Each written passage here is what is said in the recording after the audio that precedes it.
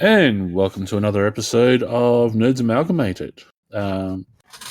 Thanks for joining us again this week. With me, I have the DJ. Hey, how's it going, guys? Okay, that's just got the creep factor going there. I apologise to our listeners that he sounds like he's a wannabe 70s porn star.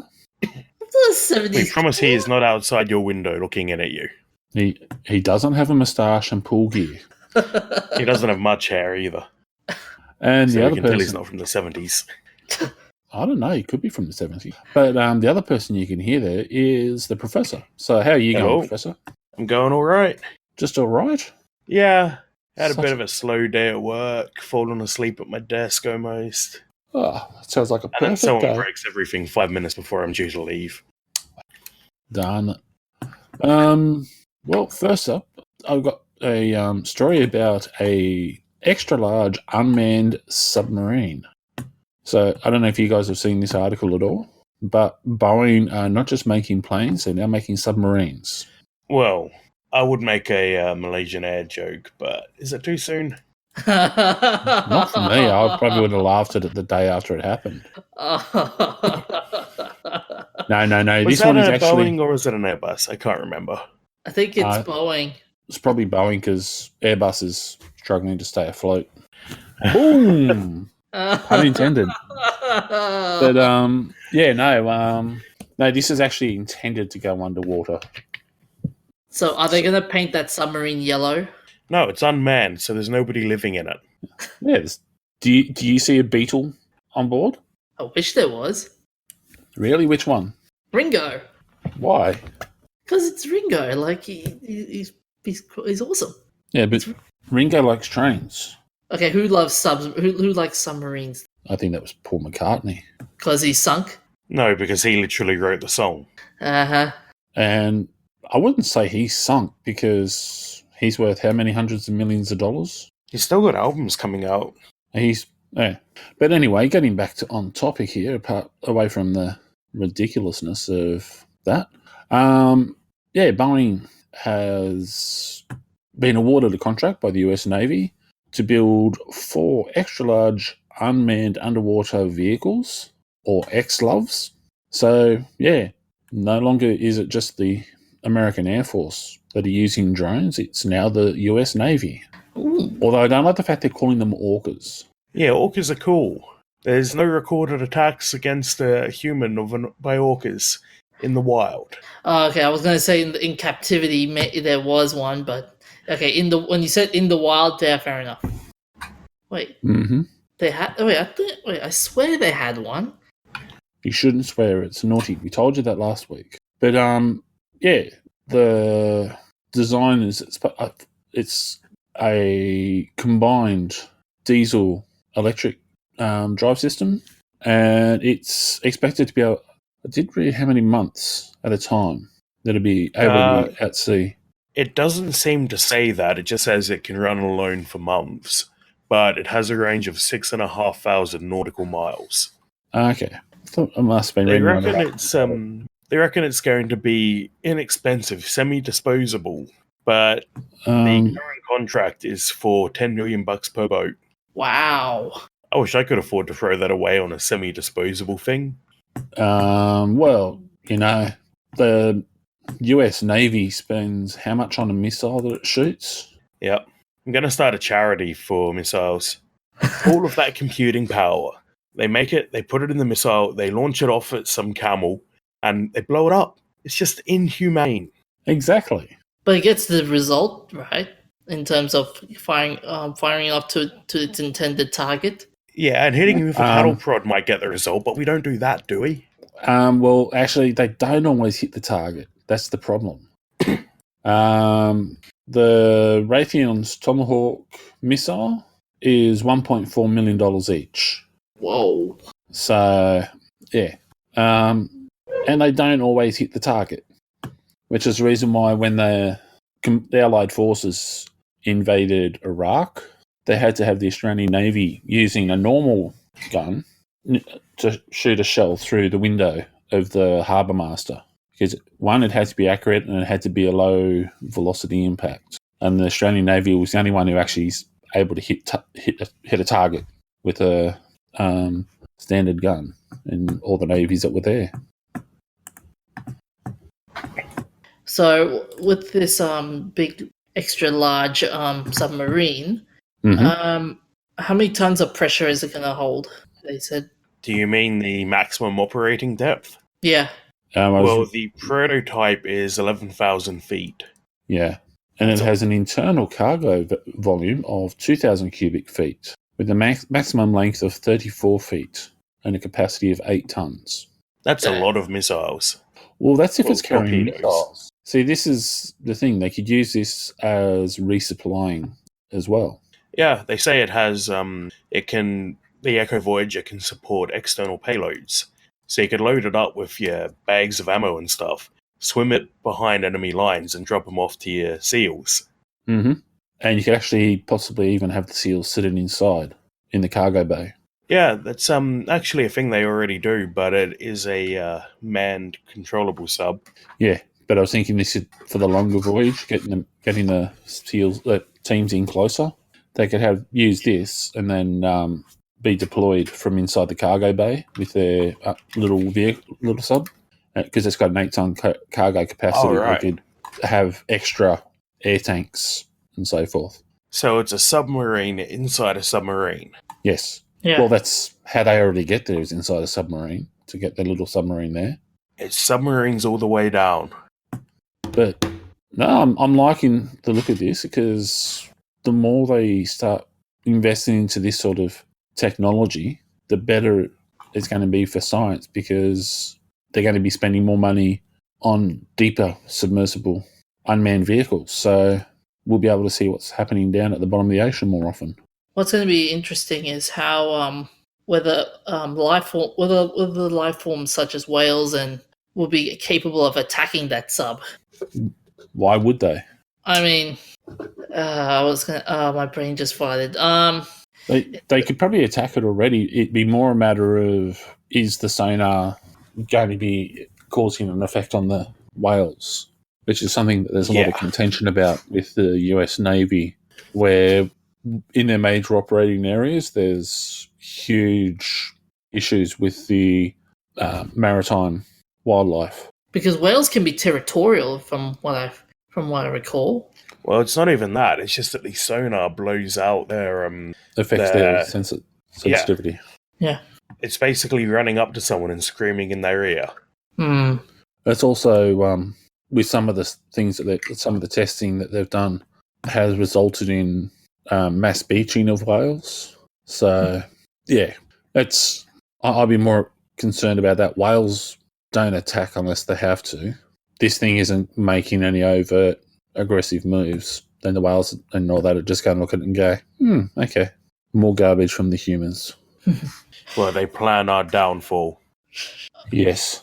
Oh, Professor, you were saying about an orca attacking a person in the wild.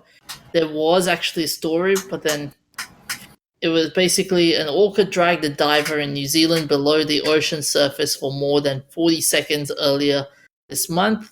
And while the local media characterized, so this was 24th of February 2014. So it wasn't this month. Yeah. Well, it was this month, like 5 years ago. Yeah. But it was the 24th of February, so it wasn't earlier this month. It's in the future, 5 years ago. So it... Mind blowing.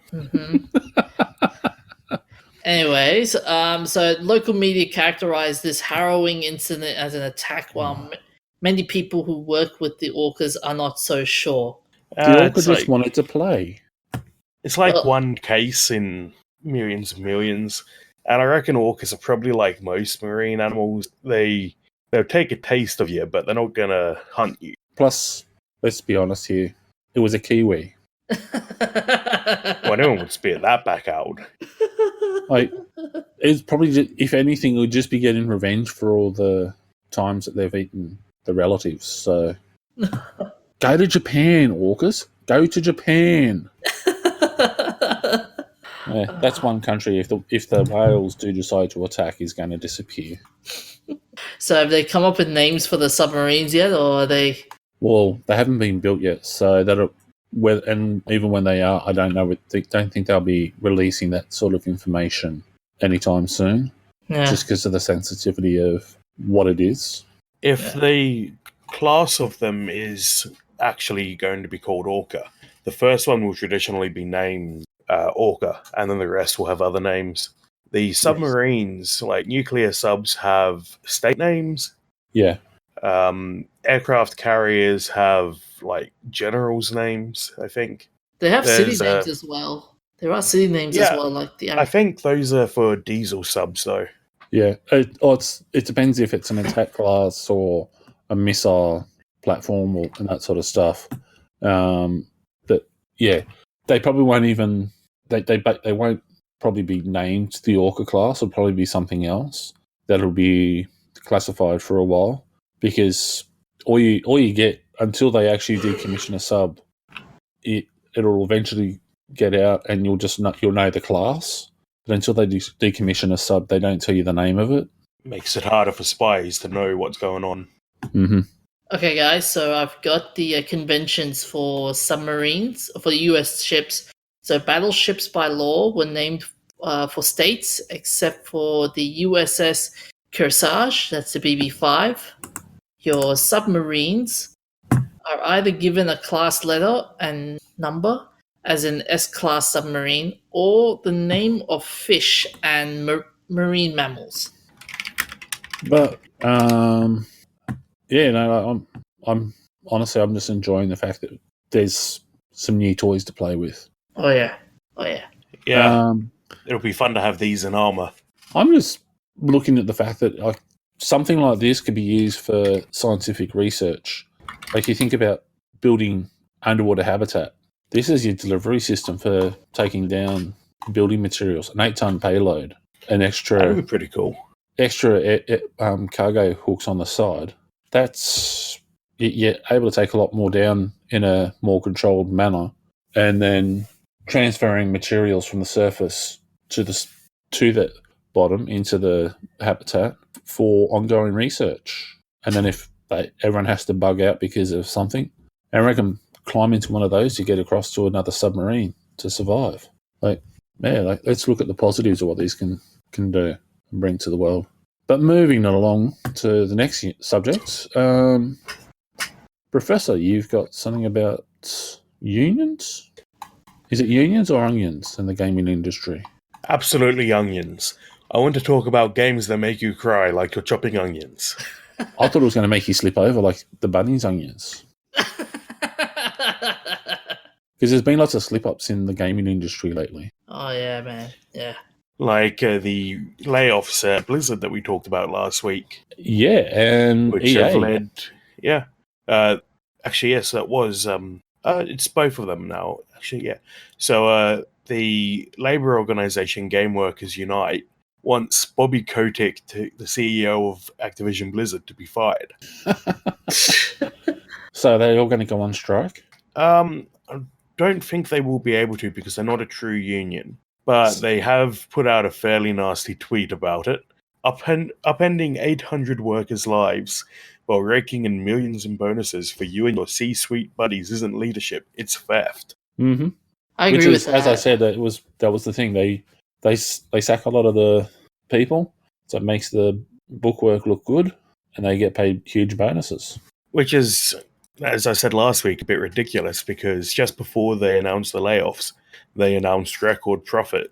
That's what made the record profits. Even before they'd actually fired them? It was all part of the forecasting. They announced that that's what the profit's going to be, and they knew that they were already planning to lay them off, I reckon you'd find. What strikes me amazing about the layoffs is, prior to the whole announcement of the profits and the job losses, how the journey of Activision in last year, for example, with Diablo, the mess that they created, and how they were outsourcing so much of the Diablo artists from Activision Blizzard to another company, from what I recalled. It's about the money. But we've also got another article in the show notes this week. The AFL-CIO, which is not the Australian Football League, It's a labor organization in the US, has also written to Kotaku with an open letter to game developers, basically telling them to stop burning out their workers and firing them once they're done, so you can make a bigger profit. Mm-hmm. But they got to start being a bit more realistic in the manner of how they treat people. So yeah, I don't know, man, because that's a problem. Yes, they do. They need to be realistic. But the business world is a ruthless game, though. And that's why we have unions, to protect the people who are getting screwed by the business world. And there's a misconception, like they talk about the resources of the company, but they don't look at, they talk about human resources, but they don't look at it as a finite thing, because you've always got another generation coming. But that knowledge, there's always a knowledge gap when you bring a new employee on. And so, it's just this constant drain. And we're now looking at the fact that the games industry is producing pretty much a plethora of the same garbage from pretty much all the studios, which is, hey, let's go look at the car industry, which is doing the same, and crap, it's failing in America.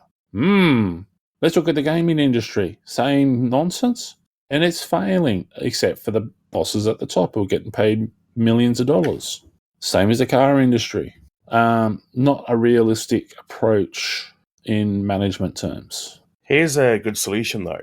If the business fails within 5 years of you being CEO, you are fed into a meat grinder. Yeah, Sounds interesting. But that'd be classed as murder. No. They're not. It's not murder. They're not humans. They're money-grabbing bureaucrats. I reckon there needs to be more of the Japanese approach to business, where they got is it the CEO of Toyota, I think it is, or Nissan, actually rides a bus or the train to work. And, sorry, what's his name? Iwata, the CEO of Nintendo, cut his own pay so that his employees wouldn't lose their jobs. Yeah, there's this, it's just ridiculous. Like, these guys try to make it so the company succeeds and doesn't, and everyone's able to survive. And then the Americans turn around and they just screw everyone over, and that's their approach. But okay, here's a question for you. So if they bring in the unions, if they start a union movement in the games industry, how much power do you think they should have? As much as any other industry. So you want total power? Well, they don't have total power in any industry. If unions had total power, the teachers' union wouldn't be outside Government House every 3 months begging for a pay rise. Yeah, but then the allocation of funding from if you bring in the union, the question would be allocation of funding. For what? So, for allocation of funding to what? Like you're trying to do a scare campaign. Oh, no, I'm not saying a scare stupid nonsense. I'm not saying it's a scare. I'm not saying a scare campaign. I'm just trying to be realistic. Realistically, that's what it is. Like the unions have helped make working in the modern society a lot better than what it was. When we go back a couple hundred years, 10-year-olds and 7-year-olds were being employed in forced labour and working for up to 18 hours a day. And literally working to death and falling into machinery and dying. Like, the unions are the ones that have pushed the drive so that we don't have child slave labour. We have weekends and time off. We have sickness benefits and health and all that sort of stuff. You have overtime and all that sort of thing. That's all because of the unions. And there's a balance between the unions and the employers, and it's a constant argument. But as long as everyone's aiming to do the right thing, you get pretty good thing. Like Japan has unions that look after the employees extremely well, but the companies do as well. That's true. That's actually true. The union movement is pretty good in terms of. So if you have a computer developers union that acts as a union, then you won't have it so that at the last week or two they have the massive crunch process. They'll have to start organising themselves so that things happen more appropriately in a more proper scheduled process. And you won't have it so that people are just being tossed aside and treated like garbage and only employed on contract. You'll have it so that people are employed properly. Yeah. Although the unions have been dropping the ball there because we've got such a massive uptake in casual labour in Australia. And that's a failing model as well. So the other question for the with the unions is how strict will they be in terms of outsourcing as well? Well, you're always going to have outsourcing in any industry, but they can start pushing so that it limits how certain things are done, and companies will have to start behaving more appropriately and realistically to their employees. Because you got to remember, the obligation will flow both ways. As soon as the union's involved, there's an agreement that both sides have to abide by. Yeah. That's a given. Once that's in place, you're not going to have slackers that aren't achieving the deadlines, because that means they can be sacked. So you're going to get rid of any of the deadwood, but the people that are working to a more realistic time frame will be able to keep working. Yeah. Then we just got to get them to give us better content in games. Yeah. Or at least we've got the indies for that now. Yeah, I think you guys are right about you guys are right. How do you think with this whole unions and gaming industry?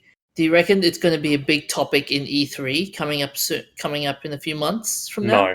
No. They're not going to mention it at E3. E3 is literally just look at my shiny new trailer.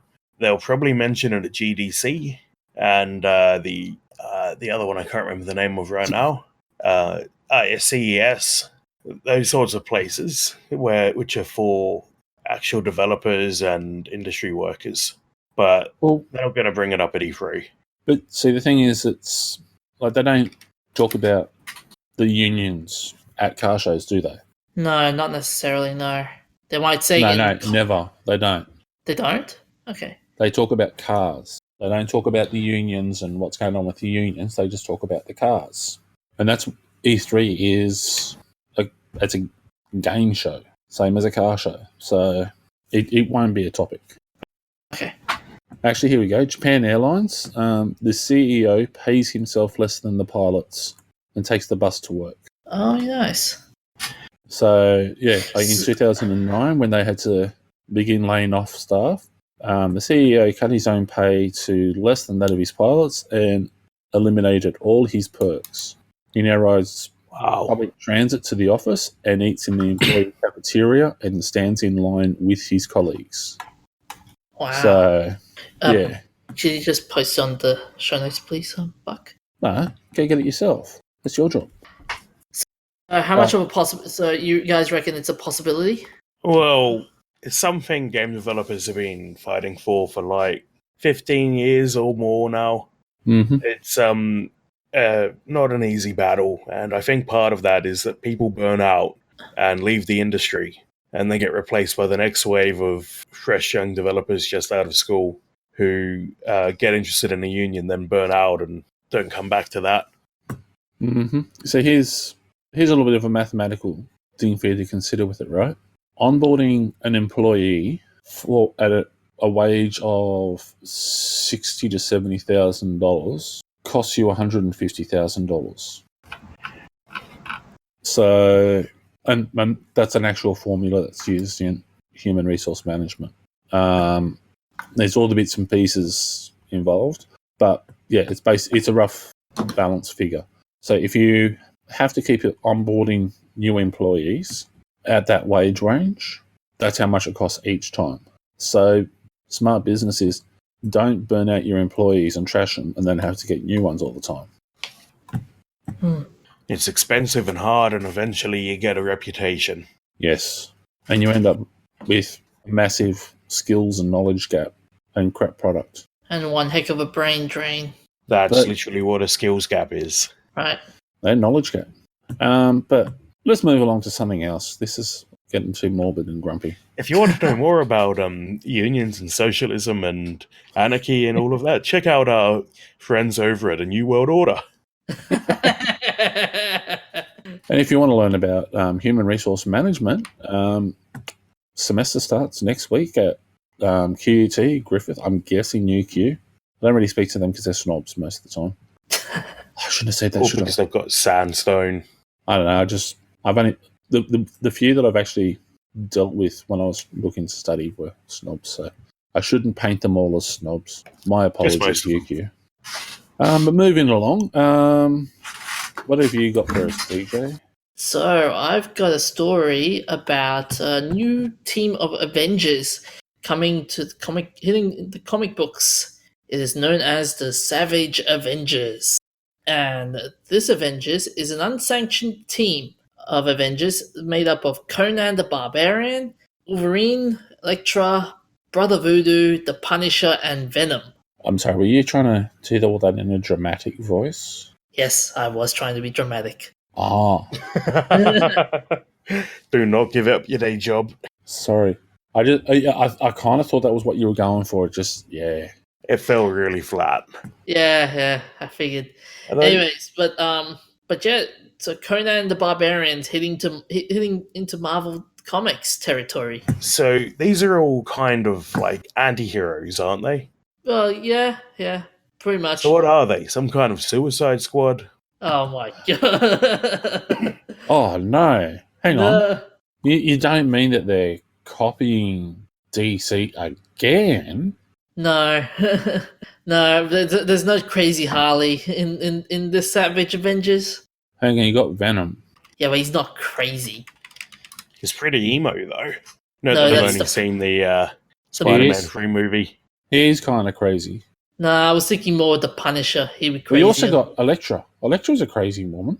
I've only seen the Daredevil series, and she's not that crazy. Elektra's the Harley Quinn. Oh no! The Punisher is the who did they have for the sniper and Deadshot. I thought it was Deadshot. So they got the Punisher is Deadshot. Who was the Australian with the boomerang? Captain Boomerang. What's Captain Boomerang? Which is such a shitty name. That'll be Conan. Like, hello, I'm General Sword. They have that too. Or Major Payne. I actually, with Elektra, I wouldn't put her as Harley Quinn. I would put her as Katana. For the Suicide Squad, they only had one female, right? Oh no, they had two. Yeah, no, actually they had three.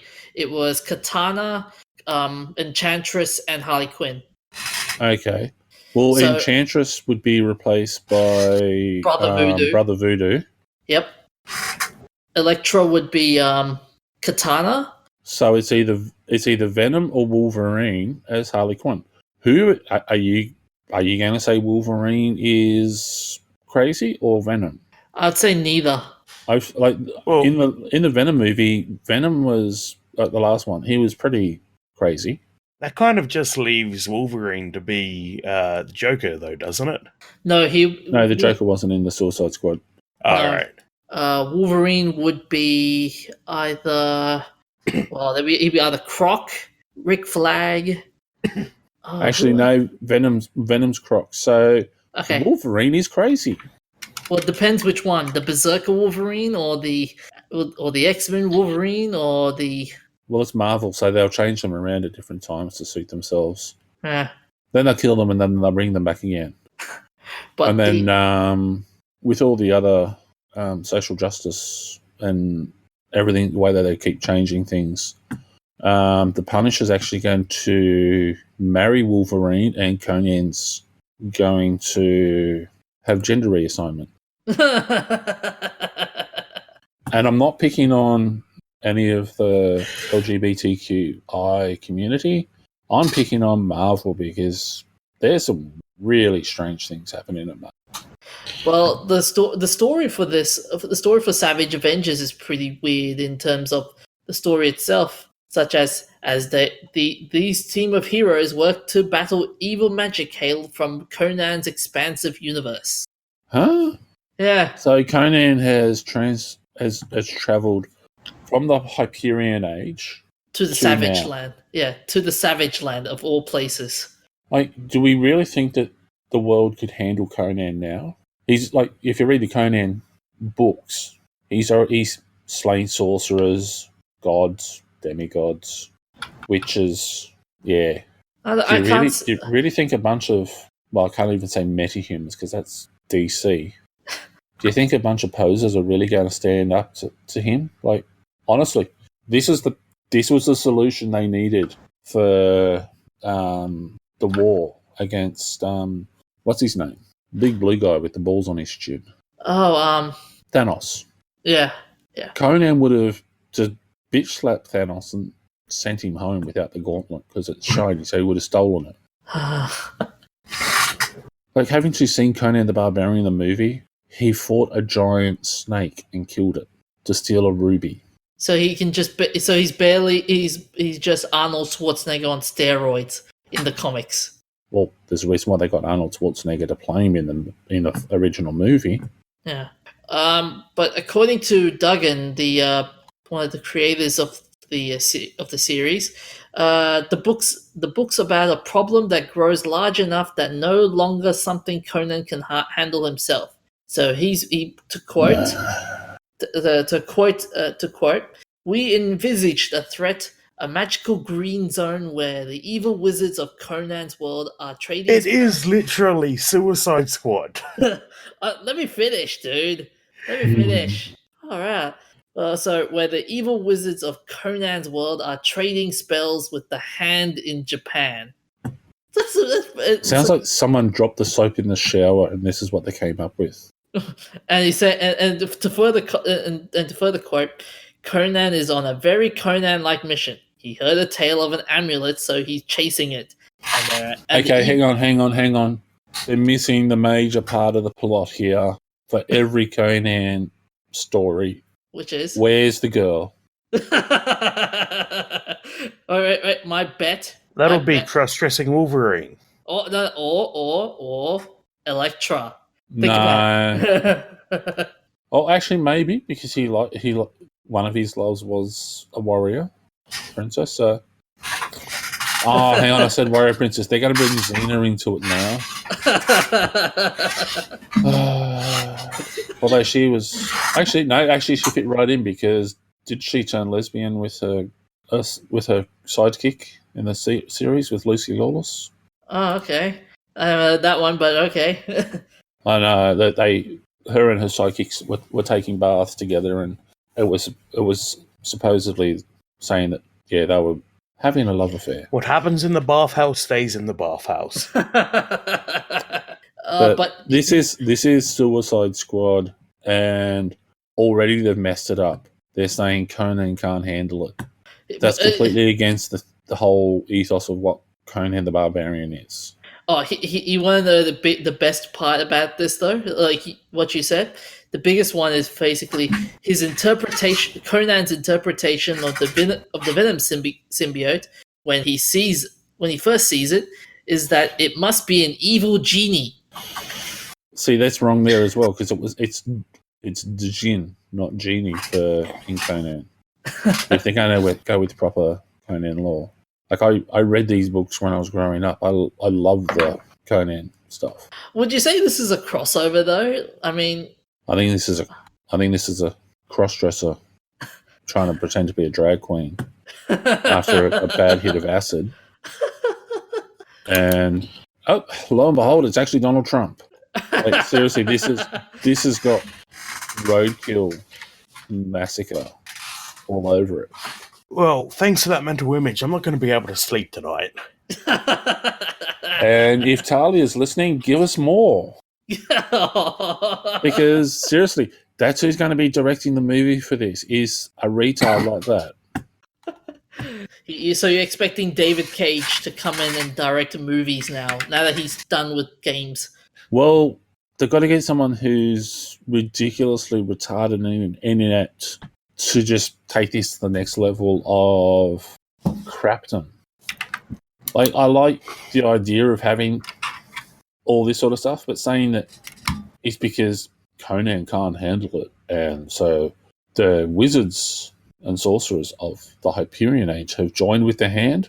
They would take over the hand. The hand would be their bitches. I wish these people would just... No, are the hand the Not ones screw it. from Iron Fist?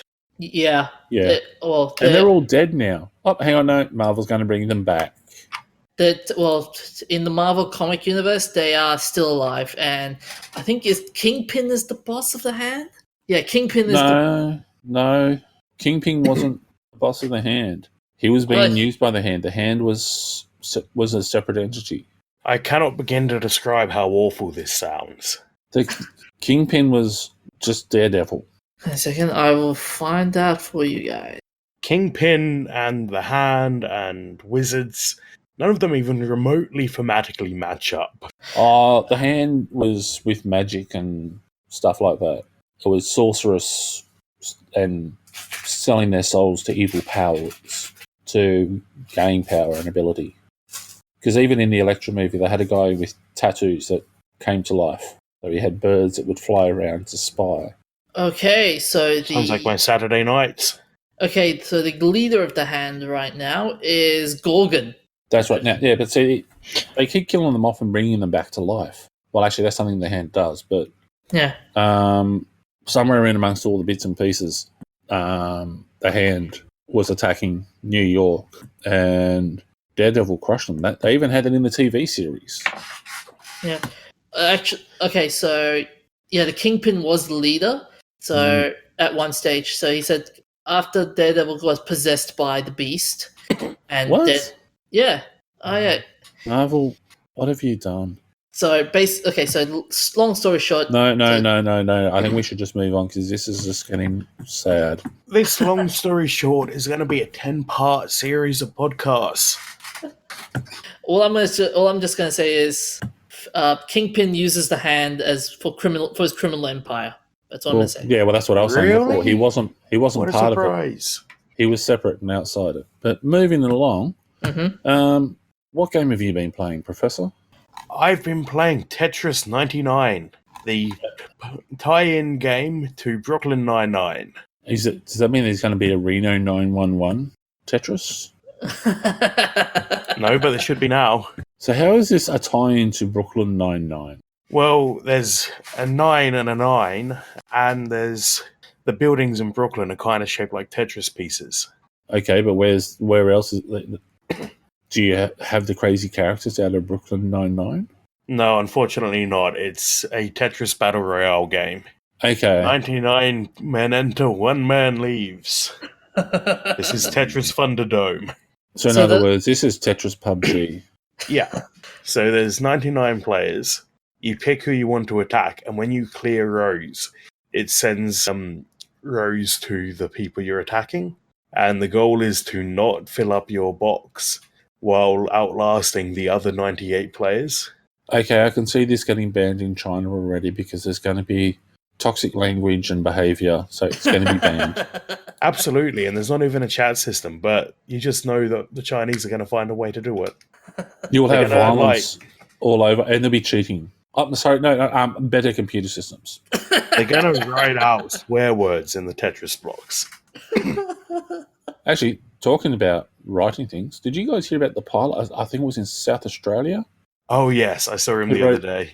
His flight plan was a series of man parts, and then he wrote out the words, "I'm bored." Yeah, it was a 3-hour burn-in test. I thought that was pretty impressive. He's got to have sat down and figured this out. This is what I've got to do to have this appear. That's amazing how he just took the time just to go, yeah, I'm just going to fly. Sounds like a fun guy. I'm impressed. Seriously, this is, if you go look at the information, go look at the story, it's an impressive amount of work he's had to do with the planning. So if the Chinese can actually do that in Tetris, I will. I don't know. I'll eat a box of ghost chilies or something like that. But they've got to do it without cheating. Well, good luck trying. Good luck with that. Yeah. Anyway, I really enjoy it. It's hooked me on Tetris. I never really got into Tetris before, but it's got me hooked on it, even though I'm yet to get past the final 30. Mm-hmm. And I'm actually getting quite good at it and looking into strategies and how to score higher points. Okay. Don't tell me there are already YouTube videos of that. Well, it basically just old Tetris strategies. But I did find out that there's a classification system for each version of Tetris, because different versions of Tetris have slightly different mechanics. Mm-hmm. So there's a classification system for which category each game falls into. Nice. So have you been so with the Tetris game, what's your highest? In this 33, one? I think. Yeah, like I don't know my high score, but I've gotten to the final 35 players. I think my best was 33. Wow, that's amazing. Although once you get up to 30, it's got the traditional Tetris music, and once you get up to 30, it starts really flying. Yep. I don't know what my high score is in the old Tetris, because I got kicked off the computer. Nuts. I was in an office where they had it, and they weren't supposed to have it. and I was sitting there because I was bored, so I was playing that, and yeah, apparently I did too good, so they kicked me off the computer. But it was it was literally flying. I had a massively high score. So what have you been playing, DJ? I've been playing the same genre of games as the Professor in terms of Battle Royale. I'm continuing playing Apex Legends. It's a good game. It's a good game. I know E3 has messed up these last few months. You mean EA? Yeah, EA. I was going to say, has E3 done anything wrong with this? My mistake. It's EA. EA is messed up, but I think they've kind of redeemed themselves with this game. And the whole rumor about they're bringing in duos and solos. I think it's we're seeing duos for now. I think solos might come in a little bit later. Does that mean they're actually going to have a storyline to a game again? Well, they had one in Titanfall 2, which is by the same people. Yeah. This is basically the Titanfall engine redone for Battle Royale. And it's done really well. It's done really well. I think got a lot of the wall running and that sort of movement style, which is in Titanfall. Actually, I've just seen something there where they've copied another game. They've got balloons. They're copying Guns of Icarus. Yeah. Those are in Spider-Man 2. And Guns of Icarus. Wait, balloons? Yeah, well, you got key locations. Well, you got to take the strategic points. They have balloons up in the sky above it. I think you're load up the link and have a look. I like the tree houses that they've got though. That's cool. Well, they're either balloons or they're giant lollipops that are sitting 100 feet up in the air. DJ, what link did you give him? I didn't give him anything. In the show notes, go look at the link to Apex. Oh yeah. And scroll down where it says the next evolution of Battle Royale, and it has like a pan around thing. What are those big red things that are floating in the air? Right. It's not Cthulhu. It's not Casper the Friendly Ghost. Okay, I'm at the next evolution of Battle Royale. Oh, those are the strategic points that you have to capture. No, they're not strategic points. They're launch points to going. So you go up to one of those balloons. There's a rail that attaches to the balloon. So you attach yourself there. It launches you up. Once you hit the balloon, you fly across to the next part of the map. Okay. So they're not really strategic points. They're just travel points. Okay. But hey, Guns of Icarus uses balloons, and so does Spider-Man. God, I miss those old Guns of Icarus game nights. We should bring them back. We should have an Apex game night, like we said last week. How much does this cost? It's free. Download for free. But you have to use Origin, don't you? Yeah, you have to use Origin. Unless if you have a PS4, it's free. No Origin account or anything like that. This is a PC gaming group, DJ. Get out of here, you peasant. Hang on. It's not just PC. It's all gaming. Because we've done Red Dead Redemption and Red Dead Redemption 2. And Professor, you're playing with a Nintendo Switch. Yeah. Oh, talk about peasant. Hey, it's got good exclusives. You can't get games like that anywhere else. But Professor. But thank goodness for that with the E3 launch of Smash Brothers. Ooh, he's gone quiet. I think that might be time for me to move along. I've been playing Tentland.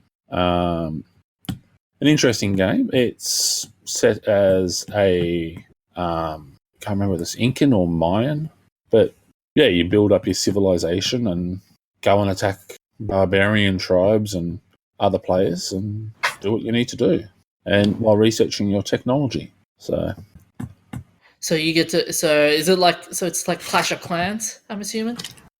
I haven't played Clash of Clans, so I can't say. Clash of Clans has a similar mechanic as well. You build your own empire, you build defenses and stuff, and multiplayer players online will try and attack your kingdom, kind of thing. Yeah, kind of like that then.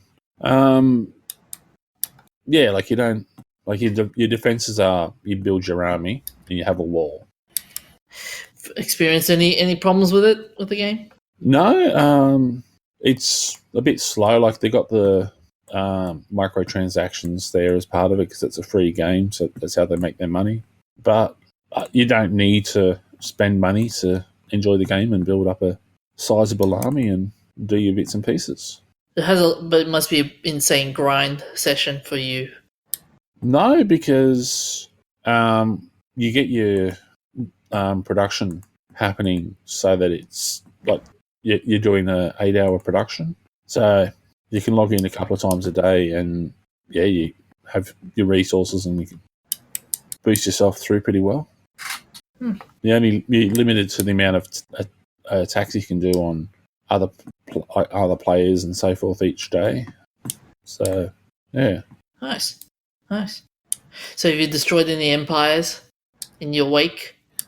No, I just attacked the barbarians around me. I attacked a couple of other players, but yeah, generally I attack the barbarians and so the NPCs and just build the technology.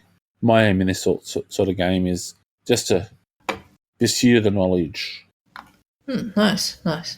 Should we check it out? I reckon, yeah. Give it. It's not an action-packed game. It's more of a slow strategy build.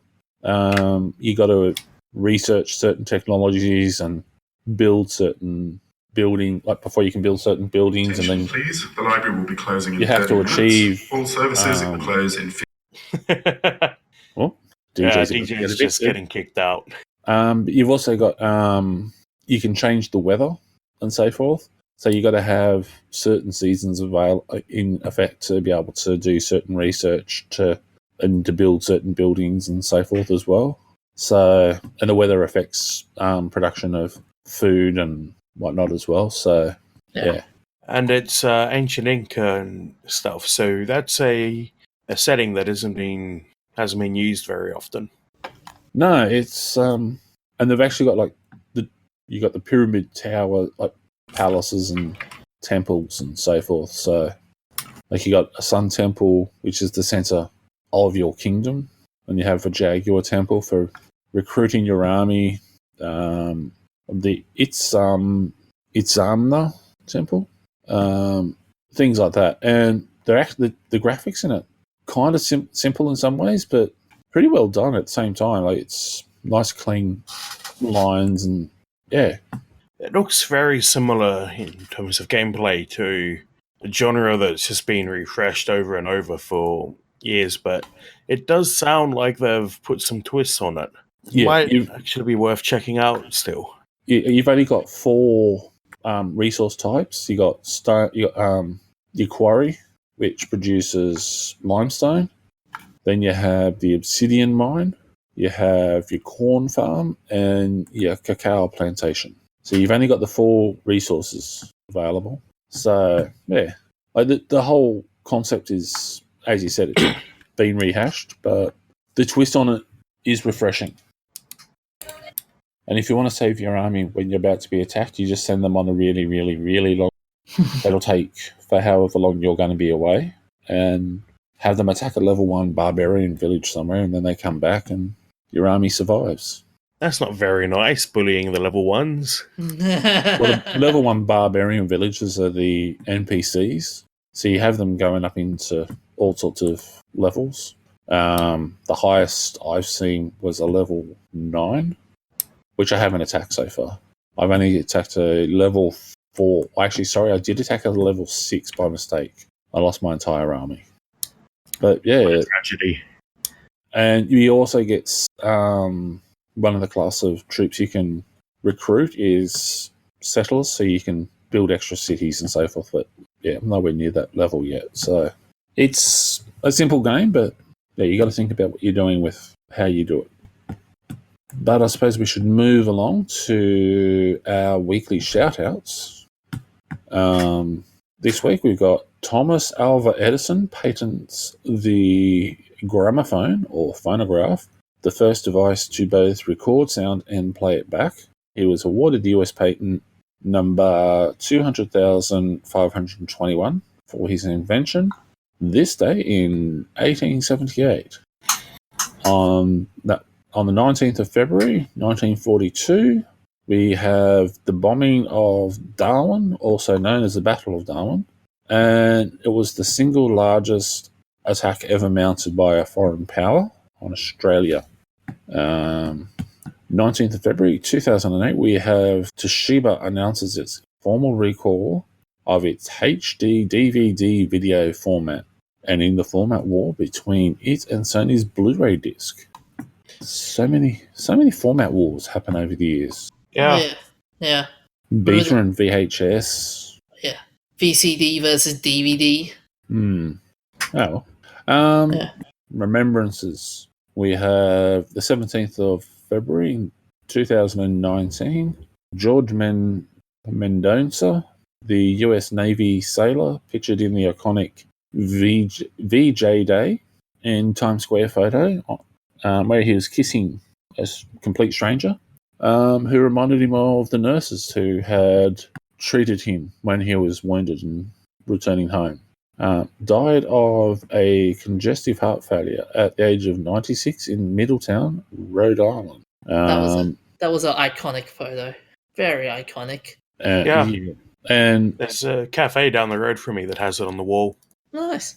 And I hope that the people who went and sprayed graffiti and so forth on the statue of him on the day of his death or something, or just after, I hope they burn.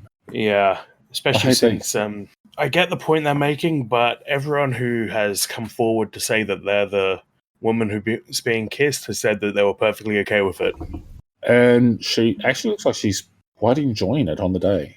But yeah, moving along. 19th of February 2019. Karl Lagerfeld, the German creative director, fashion designer, artist, photographer, caricaturist who lived in Paris.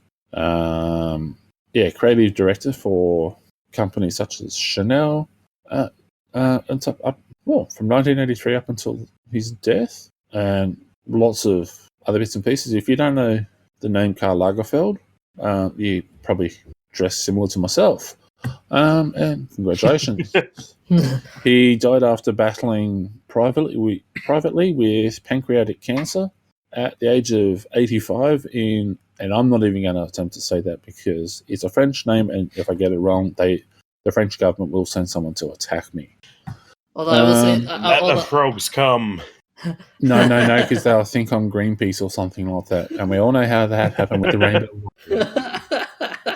The 20th of February, 1895, Frederick Douglass, American social reformer, abolitionist, orator, writer, and statesman, who, after escaping from slavery in Maryland, became a national leader for the abolitionist movement in Massachusetts and New York, gaining note for his oratory and incisive anti-slavery writings. It's actually really quite impressive, his writing. If you ever take the time to go and have a look.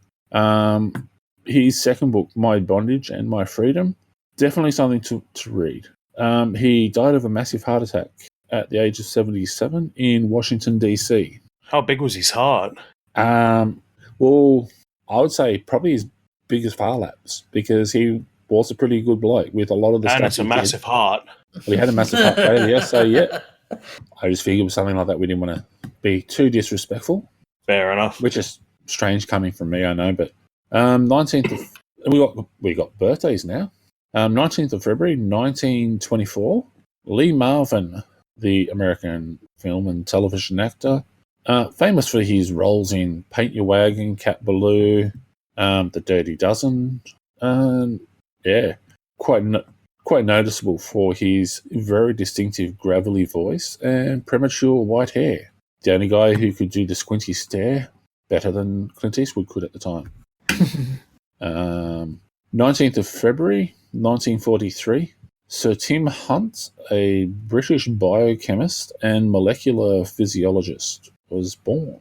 He was awarded the 2001 Nobel Prize in Physiology or Medicine, with Paul Nurse and Leyland Hartwell for their discoveries of protein molecules that control the division of cells. In particular, Hunt discovered cyclin, a protein in fertilized sea urchin eggs, which cyclically aggregates and is depleted during cell divisions.